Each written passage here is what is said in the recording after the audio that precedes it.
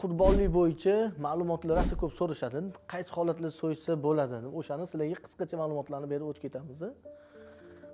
O'lik qurbonlik o'tgan insonni pulidan qilsa ham bo'ladi yoki vasiyat qilgan bo'lsa, uni ham qilsa bo'ladi. Qilsa savob, qilmasa anaqasi yo'q.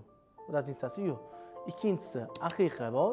Aqiqa dunyoga kelgan farzandingiz uchun Allohga shukronasi sababli 7 kun, 14 kun, 21 kunda so'ysangiz bo'ladi. Undan keyin ham so'ysangiz bo'ladi, sharoit polijeniga qarab. Keyingisi nazr qurbonlik. Men bu ishim bitsa, mashina olsam, uy olsam, qo'y so'yaman deysiz-ku. O'shani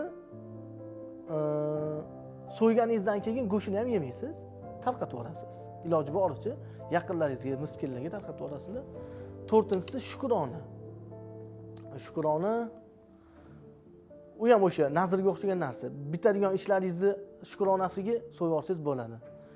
Beshinchisi Makka Rasulining hadiya degan qurbonligi bor. U Makkani o'zida. Odamlar haj safariga borishganda so'yishadigan qurbonlik. Qo'limizdan kelgancha ma'lumotlarni beramiz, kam-ko'stlarni to'ldiringlar. Biz ham 100% ichidagi narsalarni bilmaymiz. Bilmagan savollarimiz bo'lsa yozinglar. Qo'limizdan kelgancha yana sizlarga video qilib yoki sizni yoningizdagi o'rtog'ingiz ham siz bilgan narsani bilmaydi, o'shani biz video qilib sizlarga aytamiz. Umringiz uzoq, tan joninglar sog' bo'lsin. Rahmat katta.